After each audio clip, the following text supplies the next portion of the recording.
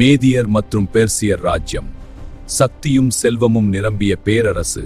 அதன் அரசன் தரியு. அவர்களில் ஒருவர் தானியேல். நம்பகமானவர், ஊழல் இல்லாதவர், தேவனை பயப்படுகிறவர்.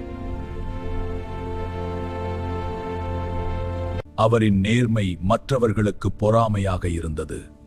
அவரை வீழ்த்த ஒரே வழி அவருடைய தேவன்.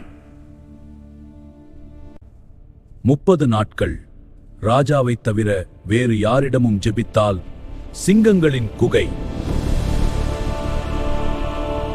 ஆனால் தானியேல் பயப்படவில்லை. ஒரு நாளைக்கு 3 வேளை முழங்காற்படியிட்டு ஜெபித்தான்.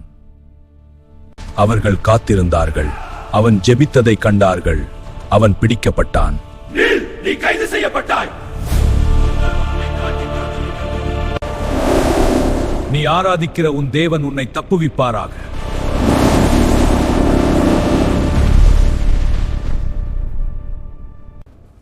தேவன் தம்முடைய தூதனை அனுப்பினார்.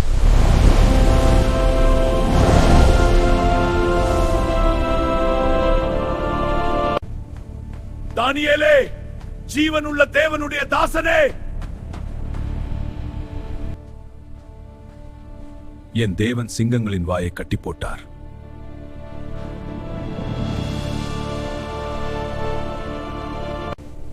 அவர் ஜீவனுள்ள கடவுள். அவருடைய ராஜ்யம் ஒருபோதும் அழியாது.